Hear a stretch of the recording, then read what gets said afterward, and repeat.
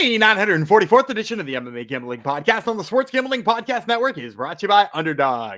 Underdog is hooking up new customers. Play just $5 and get $100 in bonus funds when you sign up with promo code MMA SGPN.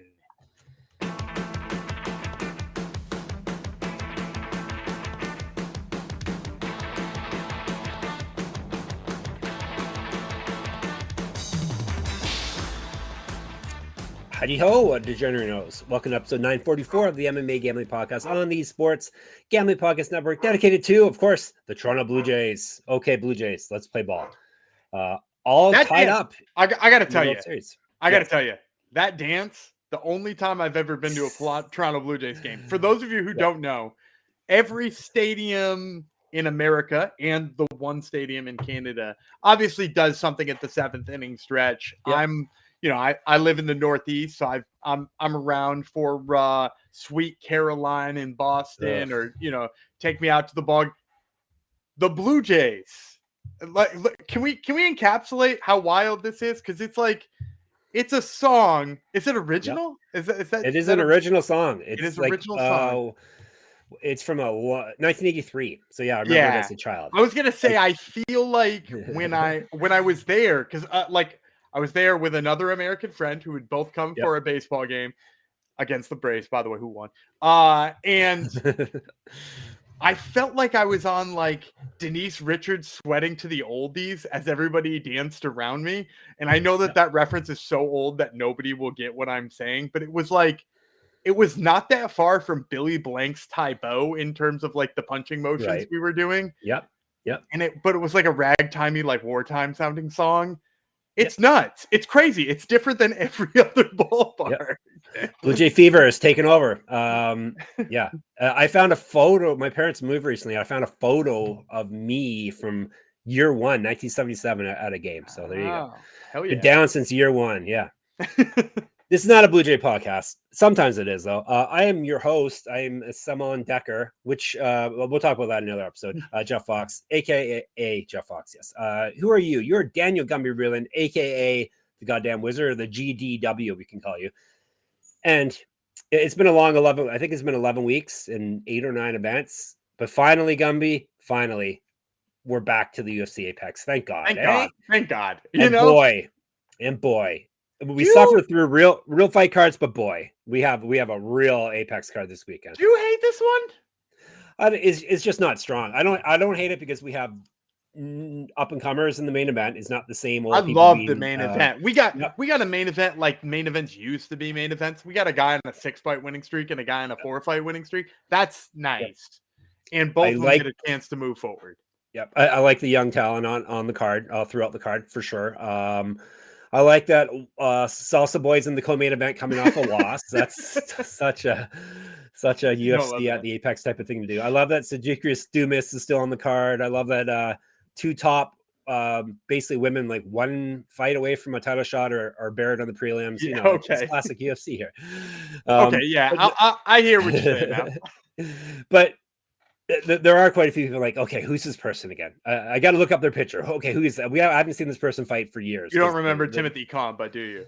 Yeah, or Carnelossi hasn't fought for a while. There's a lot of people who haven't fought for a little while, but not Sedriques. Carnelossi is just Carnelossi. You just have to remember is discount Denise Gomes. That's it. Right? Yeah, there's a good name right there. So this is totally a fight card for people who enjoy the show and for people who hang out in their Discord, which are pretty much the same people. So this is for the hardcore, strictly for hardcore. So, but I do like that there's actually some meaningful fights, especially in the main event. So that's all you can ask for.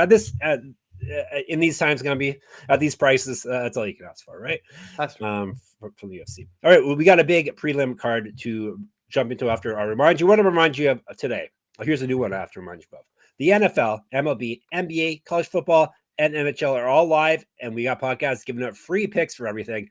Subscribe to the SGPN feed to catch every episode wherever you get your podcasts. And of course, MMA is always live. We're the only one, basically, other than the mothership, right? The SGPN podcast. We're the only one that goes year round. Yeah, right? we're the most active, I think. Period.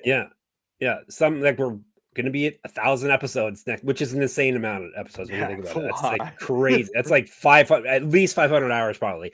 Probably more, because way back in the day we used to go we full used to hour.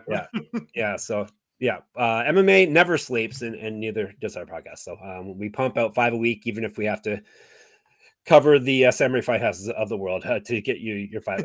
We're almost to that season again. Dark season's coming up. Dark season. I forgot when we do episodes. We do random events on New Year's Eve. Yeah, it's coming. Fun times.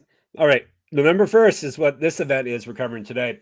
It would be UFC Fight Night, Garcia versus Onama. We're not talking about those gentlemen today. November the 1st, which is Saturday, 4 p.m. is the part of the card that we're talking about right now, which is the prelims, ESPN Plus. 13 fights in total, 7 on the prelims. And of course, we're kicking things off with, guess what? A women's fight, of course. Women's strawweight. Talita, Alencar, Ariane, Carnelossi, the aforementioned. They're both Brazilian. They're both strawweights. They're going to throw it down 3 5-minute rounds, probably go the distance. Who's to say? We'll talk about Carnelossi first. Sorriso is a nickname, which means smile. She's 15-3, 9 knockouts, 2 submissions. She's been knocked out once, submitted once, 3-2 in the UFC. She won 3 of 4. Won her last fight via disqualification. That was 24, the best kind of win, right? So she's been out a year and a half. Do you remember that DQ? Yeah, she got headbutted, right? Pierre Rodriguez, full guard after double legging her, just decided headbutts was the move. she must have been watching the UFC 1, UFC 2, the old days. I remember. Vale Tudo, my man. Yes, Vale Tudo, yes. She has not lost a fight since May 2022. Everything happens in May for this lady. Used to fight up at flyweight, 2014 pro MMA debut. An inch taller than Alencar, 3-inch reach advantage over her, 2 years younger, so all that's in her favor. She's more active landing strikes than Alencar. She has been outstruck, though, in the UFC by 1.87 strikes per minute, plus 200. Alencar, 6-1-1, 3 submissions. She's never been finished. 2-1 in the UFC. Win-loss win is how it has gone down for her in the UFC. And she's gone 1-1-1 over her last 3 fights. She got a draw on the Contender Series. She's a multi-world champion in BJJ. Multi, I mean, like, I don't know how many. Maybe it's in it's in the double figures. She's been outstruck in the UFC too, just not quite as bad as Carnelossi. She's at minus 115. So minus 1.15 strikes per minute is what she's been outstruck by. And as for the betting aspect, minus 219. I see how Tapology seems to be in Carnelossi, Gumby, which surprised me. I think that's probably just because of how bad Alencar looks on her feet sometimes. And Carnelossi, like I said at the top of the show, kind of like a discount Denise Gomes. So like if you can get around to like believing in the power of Carnelossi, like you can get around to finding value on plus 200. And I think our Discord says it all the time. You got a women's plus 200 and you don't really believe in either of them. Like obviously you play the dog. I do believe in Alencar, though, is the difference here. Me too. Sadly. I love her jiu-jitsu. I think her hands came around a little bit in her last fight. She seems to be making progress there. Her cardio looks a little bit better the last time out. And then I'm just going to point this out. 14% takedown defense on the Carnelossi side against a world champion. And granted, now a lot of those takedowns are double legs, and I think there should be like a clearly denoted difference here, right? Because she's given up double legs to Lupe Godinez. That's not the same as what Alencar will bring. Because Alencar is a body lock, inside trip, outside trip.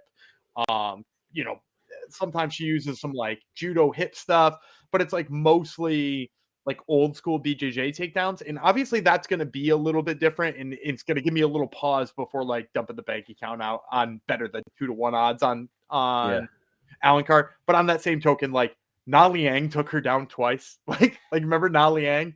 Of course, yes. She's my nemesis because remember? She made Yanni went against me. Yeah. And look, like Na Liang was like a grappling specialist, but she was terrible on the takedown, and she still got Carnelossi down twice. Ultimately loses that fight because she can't keep position.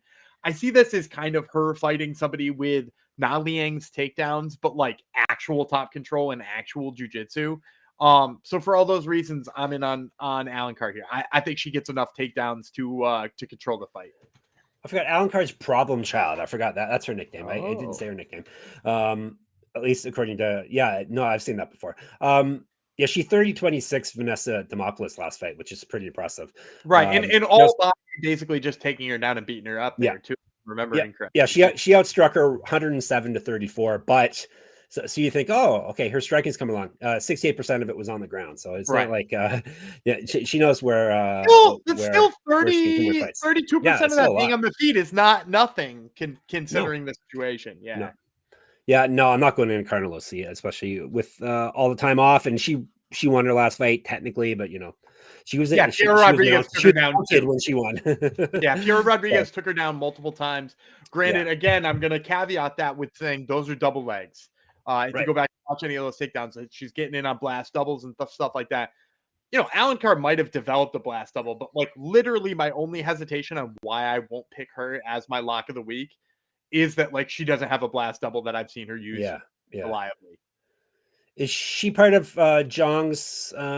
Yes, Zhang's, she's part of Zhang's stable. Yes, stable. Yes. I was gonna say Did harem. You say but grip that of women? Right. Did you the say group of women? I was gonna say harem, which is even worse. But yes, I forgot he calls them his stable. Yes, Brazilian jiu-jitsu women are his specialty here. So anyhow, we're both going in on. It's like her and Tab, Richie, and and some last week. Jackie Amorim. Right. Yeah. Yes. Yeah. Shout out, John. All right. Now everyone knows Zhang's preferences, which is good enough. All right. What we're going to, this guy's still in the UFC. Welterweight, Phil Rowe. Yep. He's still hanging around. He's coming off a win. Don't knock him. Yeah, he did. He did. Did you pick him? No, we both picked against him, right? I picked him. I'm pretty sure. You picked in that fight. That's right. I'm pretty sure he's my dog of the week, to be fair. Yeah, you won big. I won big on Sung Hyun Ko, too. Yeah, Hyeon Ko. Speaking of Chang and South Koreans, there you go. One of his countrymen are fighting Ko versus Rowe, which sounds good to me.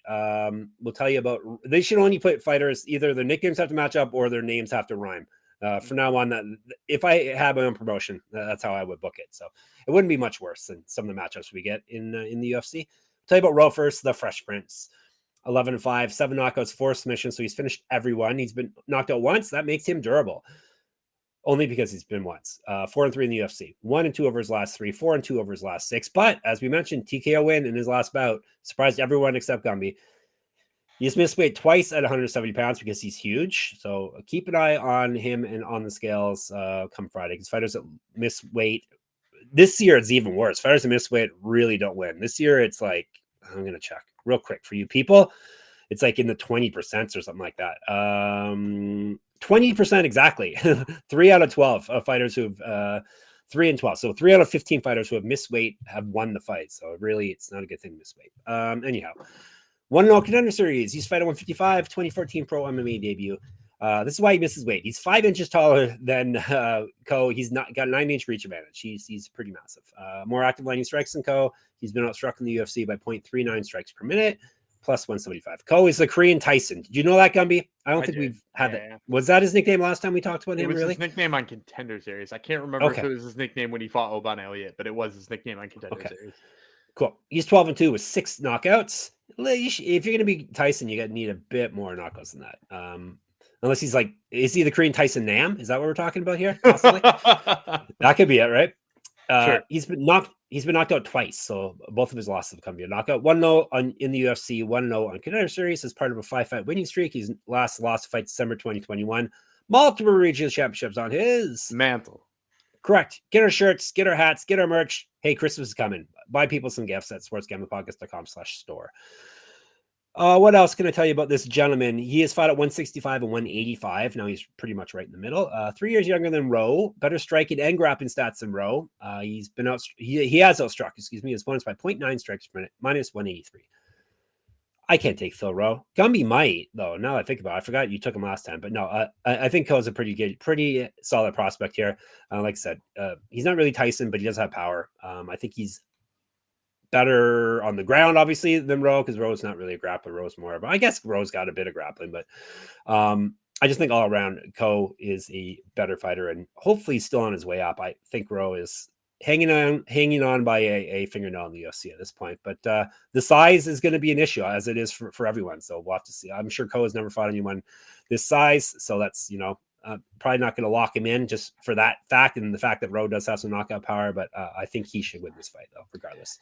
He actually has fought somebody very similar to that. He fought Igor Cavalcante on Dana White's Contender Series, and if you watch that fight, he has a lot of trouble with the striking defense early in that fight.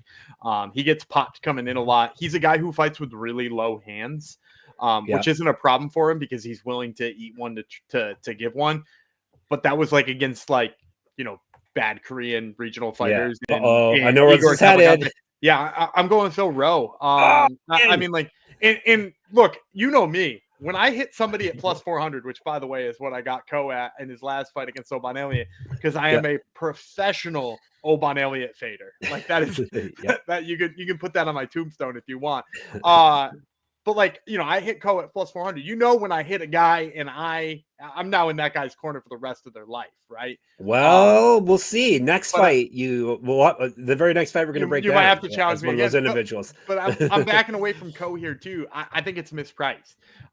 You're seeing him go from Oban Elliott, who is a guy that I think a lot of people had in the same general range as Phil Rowe, and I think people were crazy.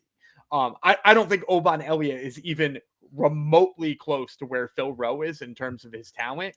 I don't believe he's there in terms of his wrestling. I don't believe he's there in terms of his jiu-jitsu, and I certainly don't believe he's there in terms of his striking ability and his ability to establish range. Now, the only way that Oban Elliott might be in there is in terms of his cardio. Do I think Ko is going to burn out Phil Rowe? I mean, like, we just watched Phil Rowe fight really hard against Angelusa, who, by the way, is an absolute, one ball of muscle. And he fought against him, and basically what he did was he outlasted him and finished him late. So, like, we know that Phil Rowe has got that gas tank to, like, deal with the late fight. I don't think that Ko's going to wear him out. I think Ko's only path to victory is to kind of, like, grind out the takedowns here repeatedly against Phil Rowe. And if that happens, I think Phil Rowe gets up enough. Phil Rowe's dangerous enough on front headlock submissions and stuff like that. I think he bothers him. So, yeah, I'm going to go Phil Rowe plus 175. It all makes sense what Gumby says. So, it's still, I still think if Phil Rowe is not being that good, but he's 4-3 in the UFC. He's hung around. And it, like, split against Neil Magny. Like, that age is Spider-Man meme fight. Yeah, and when you look at that's a Spider-Man meme fight. And when you look at like all of the fights he's had too, you're like, he lost to that guy. That's not that bad, right? Like it's like, it's the Neil Magny's and Jake Matthews of the world that he's losing to. And like at the end of the day, you're like, he's beaten guys worse than that. So I kind of think Ko's still worse than that. And that was some real professional Oban Elliott hate that you in that breakdown. I'm good about that. even when you're breaking down the fight, it was very very technical, technically hating on Oban Elliott. So, all right, you got a couple winners. Before we get you some more, reminder: we are brought to you by MyBookie.ag. MyBookie is your place to bet on football and everything else. That will be MMA. They're popular, they're second to none. Their motto is bet on anything, anywhere, anytime. Easy deposit, lightning fast payouts using crypto. Check out all the UFC lives we're talking about right now over there. And when you do head to mybookie.ag, do us a favor and yourself a favor by signing up with promo code MMASGPN. That way you get 100% bet back bonus up to $500 for new customers. That's mybookie.ag, promo code MMASGPN. And Novig, we're also brought to you by Novig. That's Novig, one word. Novig is America's #1 sports prediction market. Novig, you're getting the best prices. They have reduced juice. I've seen like minus 103 on favorites and stuff like that in there. So check it out. Novig is available in 35 plus states. Download the Novig app and get $50 when you spend $5 if you use our promo code SGPN. Get in on the action with Novig, promo code SGPN. All righty. Speaking of football, did I win the internal? You did, man. 9-4, baby. Right now, I just want to say, I know we got an MMA graphic up on the screen right now. We have an internal contest for NFL against the spread picks. We're 8 weeks into the season. The MMA Gambling Podcast has taken 3 of those 8 weeks between the two of us. Yep. Take it over, baby. That's a good hit percentage. NBA, we're killing on NBA too. I picked the Dodgers to win every game, and that's not happening. So basically, which is fine. You're about 500. You're about 500. Yeah, my son says keep picking them because he thinks I'm good luck that way. So yeah, Gumby and I, we know our stuff, even when we suck at some weeks at MMA. All right, Gumby has a graphic on your screen that you'll see. It is for our women's strawweight bout. Montserrat Conejo Ruiz. She's from Mexico. Alice Ardelean from Romania. There you go, Chang. Another Chang shout out here. He likes Romanians as well. 3 5-minute rounds, 115. Yes, both these women are still in the UFC. We'll talk about Ruiz. Conejo is Rabbit. She's 10-4, 3 knockouts, 2 submissions. She's been knocked out 3 times. 1-3 in the UFC. She's lost 3 straight, and she's won 2 of 4. Her one win in the UFC was a big hit for you, though, Gumby. I was referring to that earlier, right? I've picked her every single time she's fought, and I'm still, despite being 1-3, I'm up money. Yeah, because it was what, 400? I think she was 375, if I'm remembering correctly. All right, it's getting close then. Cheyenne Vlies, was it Cheyenne Vlies? Yes. She beat? Yeah. All right. So she's won 2 of 6. All 3 of her past 3 losses via TKO. She's not fought since November 2023. Definitely plenty of time to clear the cobwebs out of her concussed brain. Has not won a fight since March 2021, which is a real long time. 0-1 in Invicta. Multiple regional championships on her mantle. Correct. Get her shirt, get her merch. sportsgamblingpodcast.com/store. Used to fight at 125. 2014 Pro MMA debut. She's been outstruck by, check this number. This is one of the higher ones for someone who's fought this many times. Minus 4.17 strikes per minute. So she is a punchy bag in there. She does have better grappling stats than Ardelean, though. She's at plus 310. Ardelean 10-7. So she's not a world beater anyway. Either 4 knockouts, 4 submissions. Been submitted twice. 1-2 in the UFC. So she's won 1 of 3 and 6 of 8. She did win her last bout. Multiple regional championships on her. Mantle. Correct. Shirt, merch, sportsgamblingpodcast.com/store. Used fight at 125, 135. 2012 Pro MMA debut. 3 inches of height, an inch of reach over Ruiz. Better striking stats and 8 times more active landing strikes than Ruiz. She's outstruck her opponents at 1.69. Nice. Strikes per minute. Minus 352. Probably loser leaves town match. We'll see. Gumby, you said you always ride with people that you hit big on, so Ruiz, yeah, and then I back down on Co, but I'm not going to back down on Ruiz. Oh, you're taking Ruiz for real. I'm going to take Montserrat Ruiz. You can't back Ardelean at this price. Like she's not good. She's not good at fighting at all. She lost to Melly. But is Ruiz good? I mean, like better than Ardelean, or at least as good as Ardelean. In making this a coin flip at plus, what'd you say, 310? I can get a coin flip at 310. Is that what you're telling me? Because like we talked about in the top fight, right? Like everybody in our Discord, all the guys in our Discord are like, if you've got a women's fight that is like, pretty low level, you bet the dog, right? Like you bet somebody who, because the margin of error, particularly in low level women's MMA, is a lot wider. And in this fight, like this feels like a close fight. And when you look back at the people who we've seen Ruiz lose to, none of it feels like, for lack of a better word, none of it feels yucky afterwards. You know what I mean? Like, you have to knock her out too. She lost to Eduardo Mora, who is, by the way, a massive 125er. Like she is a big woman. She lost to Jackie Amorim, who is a nasty jiu-jitsu specialist. And she lost to Amanda Lemos, who fought for a title. These are the women who are knocking her out. Like Ardelean isn't even remotely close to that, right? And she's out here losing to Melly Martinez and Shauna Bannon. I'm not convinced that one win against Hyeon Amanda for Ardelean is a reason for her to be almost a 4-1 favorite in this fight. And for me, if it's going to be a coin flip like that, and you know our shtick on the show, you got to put $100 on the money line. I'm putting the $100 on Ruiz every time with this fight. I think the key thing that you forgot to mention is how tall is Avelina Montserrat Conejo Ruiz, Gumby? She's a short queen. She's 5 feet tall. 5 feet tall, which is right at the borderline. That's pretty much as tall as you can get, right? But maybe. Here's the thing, though: is Ardelean like a big? Tall lady, no, she's like 5'2", right? 5'2" or 3. Yeah, 5'2" or 3. It's not like she's giving up tons of reach in this fight. And look, reach isn't really important to her anyway, because what is she doing? She's closing the gap. She's grabbing body lock takedowns. She's going to use that head and arm throw.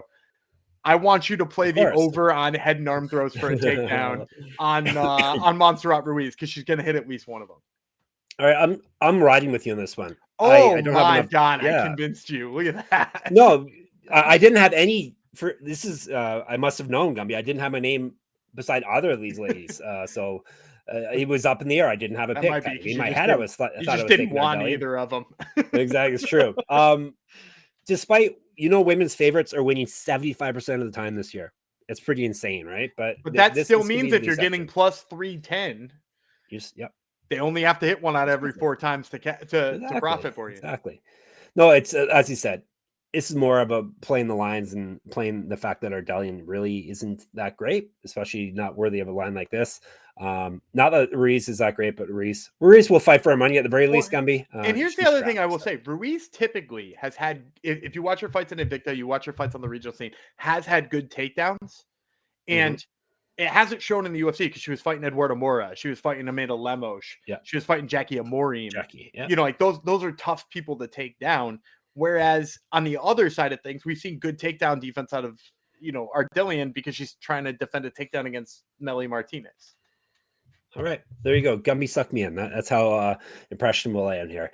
All right, we're sticking with the ladies, of course. Like I said, this should probably be the co-main event, should it not? At least based on ranking what level, ranking and stuff. Is Ketlen, Vieira versus Norma, Dumont. They're both Brazilian. They are at 135, and it makes sense. Like if they're possibly could be fighting for a title soon, you want to kind of get them exposure and stuff. But anyhow, I would I already told you my matchmaking ethos would be to rhyming names or nicknames that match. So what do I know? We got a phenomenal, Gumby. We have so many phenomenals. Vieira's phenomenal.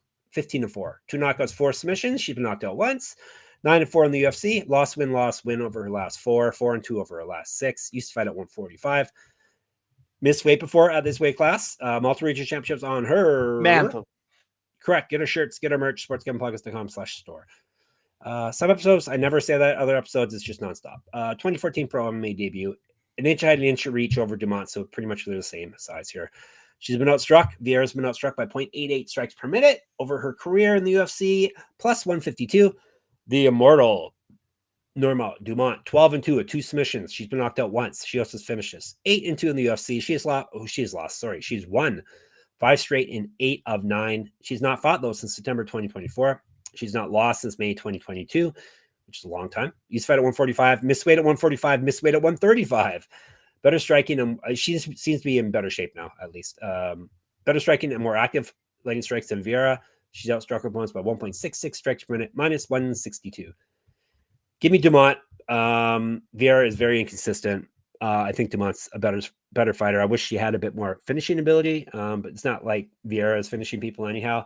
I just think Dumont is going to be better than her on the feet, and Dumont's a very good grappler as well. So give me the immortal Norma Dumont. How long do you think it's been since we've seen Ketlen Vieira hit a takedown? Oh yeah, we talked about this too, didn't we? We talked about this, I think, last time she fought. It's been over 2 years since she hit a takedown, which is a problem, A. Yeah. And then B, Norma Dumont on the feet against Irene Aldana. Just the way she's stuck in. I mean, she outstruck her, what was it, 3-1 in that fight? I think she hit 150 significant strikes, if I'm not mistaken. 159 to 69. Nice. So almost 3-1, and she hit over 150 significant strikes. My memory served me correct. Yeah, exactly. And the bottom line is that she has gotten very good on the feet to go with pretty above average grappling in the first place. And the problem with Vieira has always been she can grapple, she can strike with people who aren't particularly strikers, but she ain't dealing with somebody with that kind of volume. And look, Dumont has actually turned herself into what I would consider to be a good striker. We talk about being a good striker for heavyweight, being a good striker for women's bantamweight. But she's actually turned herself into a good striker to the point where I'm she might be the biggest threat right now to Kayla Harrison, right? Honestly, because you need to be a little bit good at jiu-jitsu and be much better than her at the feet. That's how we've seen, that's how Larissa Pacheco beat her in PFL. And so I think Dumont's probably the closest thing to that. So of course I like her in this fight. All right. I like to hear that. All right. Here's another great fight, Gumby. Sedriques Dumas is back. At least the breakdown of this one will be short. Yeah. He's a middleweight. He's fighting Donte Johnson. They're both from the United States. when you look at Dumas's resume, like he shouldn't have even been offered a contender series fight. Like he shouldn't have even like got his the contender series win is the most impressive thing, though. Yeah. He beat my boy Panache, Money Panache. Yeah, he's like he was what 6-0 but it was against no one, and then he went into the UFC into the contender series. Yeah, anyhow, we're stuck with him now. The Reaper, at least I guess it keeps him off the street for at least while the fight's on. So for like 15 minutes, couple minutes. Florida 37 seconds in this one. Florida is safe the week that he fights. He's 10-3 with 1 no contest. Mr. Dumas, I'll call him Mr. in case he's listening. He's got 4 knockouts, 2 submissions. He's been knocked out twice, submitted 1 time. 3-3 with 1 no contest in the UFC. Taking this fight on short notice. 1-2 with 1 no contest over his last 4. No contest last fight was the eye poke, I believe. One because that's what every fight has nowadays. 1-0 in contender series. Used to fight at 170 and 205. 6 inches taller, 5-inch reach advantage over Johnson. So that's something. But I think everyone at middleweight is going to have that over Johnson. Better grappling stats than Johnson. He's been outstruck by 0.38 strikes per minute, plus 295.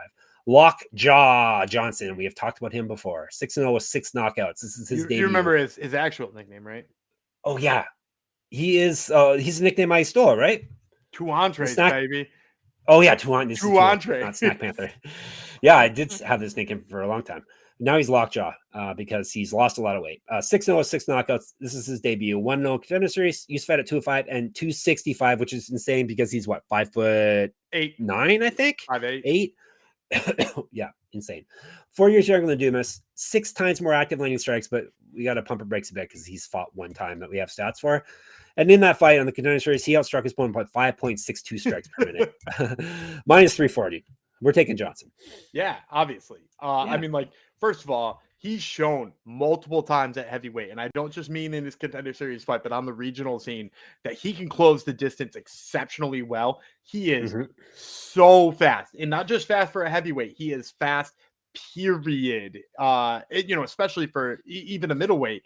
And the way that he closes distance, the power he hits with, I don't know if you've seen videos of him training, but dude, that weight has come off of him very nicely. That dude looks like an absolute powerhouse right now. And remember that, like, while he was fighting at 265, he didn't weigh 265. This isn't a Jared Cannonier situation. He weighed like 230, 235. He was already a light heavyweight. Did some dieting, looks like he's fits the part. He's fighting a guy who's not going to be able to take his shot. So this is knockout first round for me all day. Yeah, because the knockout prop is minus 208, which is barely better. But the first round knockout prop, I think I saw like plus 120, right? There you go. Yep, that's much better because Dumas doesn't really have much of a chin either. So yeah, a fight ends. Fight ends in round 1 knockout. Okay, that's not base. That's minus 120, but that is not just with Johnson. So yeah, anyhow, look for the prop. But yeah, if Johnson wins around 1, it's plus 123, and then the KO one's going to be a bit better than that. What do you say? You saw that? I saw plus 120. So if you see plus 123, I see plus 123 just for the fight ending in round 1 for Johnson wins. So yeah, he might submit him, Gumby. He's not going to submit him. No. I've never seen any of his wrestling game, but he doesn't need to. He slangs and bangs. You would think this would be a better weight class for him too. I mean, he looks the part. I mean, he definitely looks the part. All right, Lockjaw, aka 2 entrees, is the pick. Locker in. Before we get to the last 2 fights here, let me tell you about Underdog. Underdog is your home for pick'em entries where you can win up to 5,000 times your entry. Here's a pick'em entry that Gumby really likes for us, and he wants you to play. Yeah, if you're getting this in your ear on Wednesday, which is when you should be getting it in your ear, we got the Bulls, we got the Kings tonight, the undefeated Chicago Bulls, I might add. And Domantas Sabonis has been awful on the offensive side of the court. He hasn't scored more than 12 in a game yet, and he's averaging, I think I saw it was 10.6 points per game in his first 3. Clearly his hamstring's still bothering him. Yet for some reason, we got him projected at 17.5. So we're going to take the lower than on Domantas Sabonis points against my Chicago Bulls. It's not that DeRozan and Levine are on his team. It's because his hamstring hurts. I mean, his shot selection is terrible. I think I think I saw 3 of 12 from the field last game. So yeah, it's not good. There's a couple guards hoovering up all the shots as well, which doesn't help. I guess he can get rebounds and score there. But yeah, we don't want him to score. He had 15 or 16 rebounds last game and only 12 points. Yeah, there you go. All right. Underdog's got a brand new offer for new customers. Play just $5 and get $100. So $5, get $100 in bonus funds when you sign up with their code MMA SGPN. And he played at Gonzaga, so Gumby really believes in that play. Yeah, if I'm fading him, it's a problem. Yeah. Let's talk about Rhythm. We don't fade Rhythm. RITHMM. Rhythm is crushing it in college football, NFL, and now just added the NBA. Hooray. Rhythm is also giving away weekly cash prizes just for tracking your bets in the app. Track 5 bets of the same type from any model you build, and you can win $1,000. Gumby, do you have an Al Horford Rhythm prediction for us? Oh, God, I wish I had an Al Horford Rhythm. Maybe tomorrow I'll have that. No, today I'm going to go just with the points line on the Bulls. Right now they're laying 4.5 against those Kings. The Kings look terrible. Bulls still undefeated. Big win over the Hawks the other night. So we'll let that train keep rolling. Bulls cover the 4.5. All right, see if Rhythm agrees with Gumby, and you can do it with a discount. Use our promo code SGPN25 when you download the Rhythm app. 25% off your first month. Download Rhythm and use our promo code SGPN25. Okay, 2 more fights, ladies and gents. Ladies, like ladies are paying attention. Another South Korean. Shout out to Chang Lee. He is fighting against Timmy Cuamba. He's from the United States. They're fighting at bantamweight, 3 5-minute rounds. Tell you about Lee first. He's 11-1, 5 knockouts, 2 submissions. He's never been finished in a fight. 2-0 in the UFC. He's won 5 straight TKO win in his last bout. He's last lost a fight April 2022.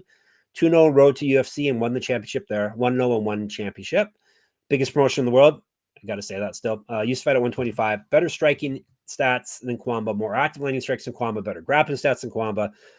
He's outstruck his opponents by 2.57 strikes per minute, which is pretty solid for, it's like 4 fights we have stats for, plus 106. Twilight Timmy, 9-3 with 5 knockouts. He's been submitted once, 1-2 in the UFC. He's won 1-3 and 6 of 8. TKO win in his last bout. Probably saved his job with that one. 1-0 contender series, fought at 145 and 155.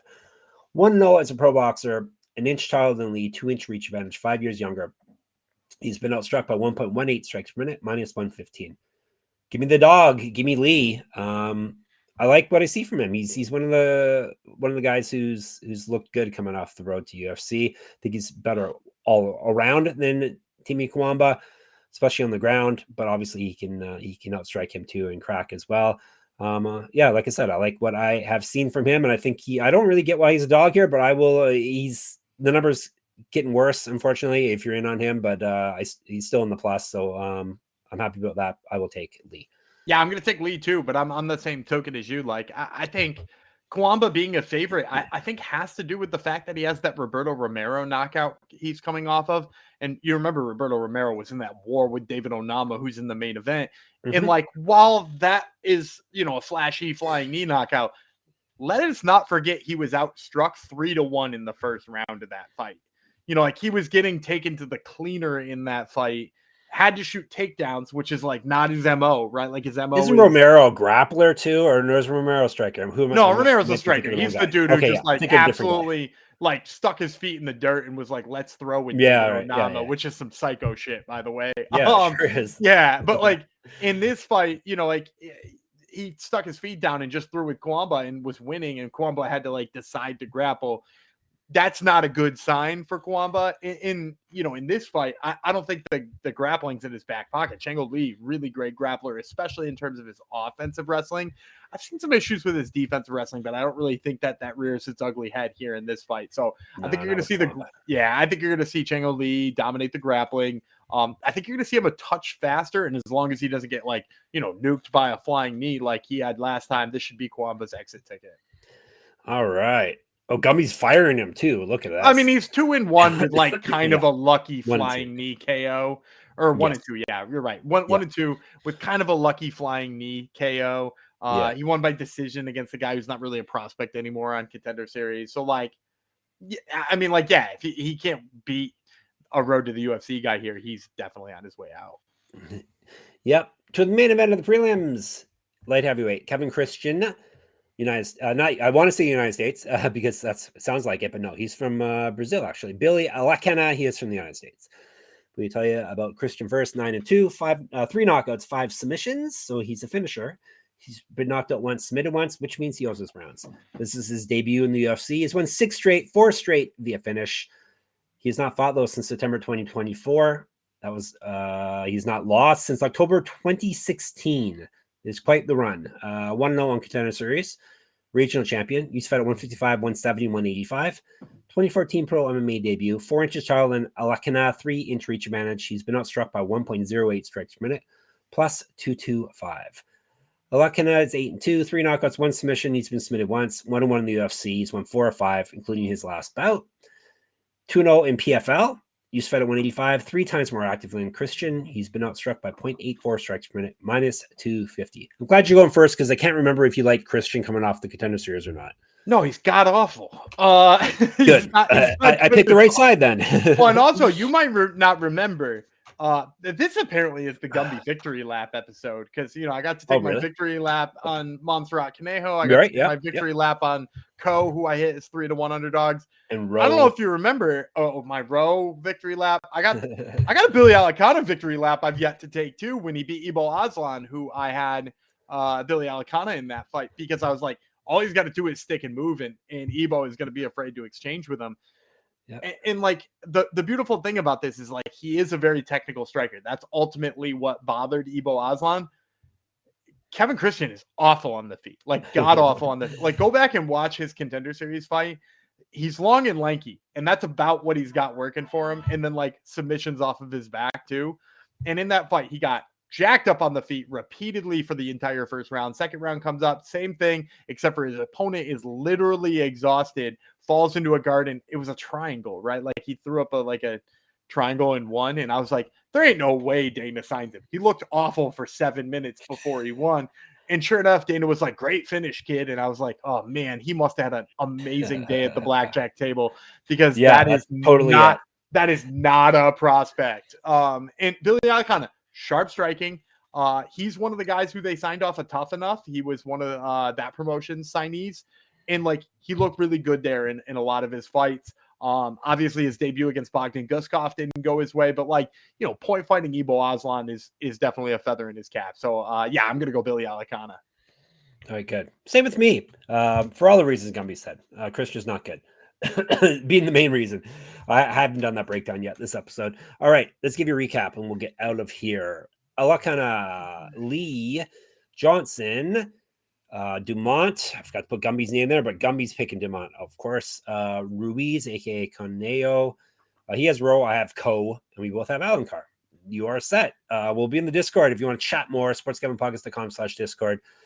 Where else can you hit us up? Of course, on YouTube, MMA Gambling Podcast.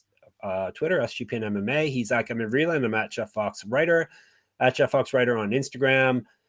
Check out my Substack, moneymma.substack.com. Check out Gumby's Top Turtle MMA podcast. I checked it out today. He dropped 2 episodes this week. What do you think of that, people? 2 episodes. Yeah, we got our regular episode, which had Isaac Dalgarian and Shamar Williams, who is coming off Anthony Pettis FC 20 coming up this Sunday.